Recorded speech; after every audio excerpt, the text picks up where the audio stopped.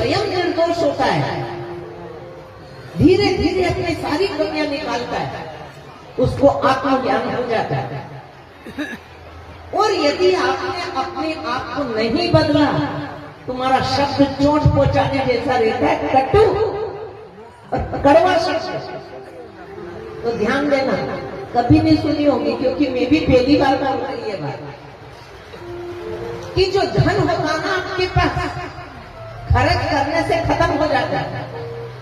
पैसा होता है आपके पास, खर्च करने से खत्म हो जाता है। प्रसाद है अपने पास, बांटेंगे तो खत्म हो जाएगी, लेकिन आपका कर्म कभी खत्म नहीं होता। ये बात मैं पहली बार बोल रही हूं, कर्म कभी खत्म नहीं होता है। और इसी को श्री कृष्ण भगवान ने कहा, कर्मणो गहनो गति, कर्म की इतनी भयंकर गति है कि जब तक वो तुम्हें भुगतान नहीं लेगा कर्म का फल, तब तक वो पीछा छोड़ता नहीं है। भोगने के बाद कर्म छूटता है। और एक भोगने के लिए हम यहाँ आए, मान लो 2-4 पाप हम भोगने यहाँ आए, तो 2-4 तो भोगे और 5,000 और कर लिए, नए करा और कर लेते। जितना कटा नहीं उससे ज्यादा फिर कमा लिया कर्म। इसलिए कर्म कभी भी खर्च करने से खत्म नहीं होता ही।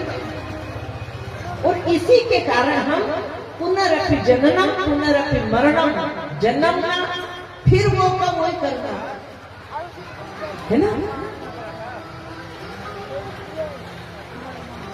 मैं चोट पहुंचाना नहीं चाहती आपको, जो हम कर रहे हैं और वापस जिन बच्चों को संसार में ला रहे हैं, क्या दे रहे हैं उन बच्चों को कि जन्म दे दे के ढेर लगा दो, बस यही काम है हमारा,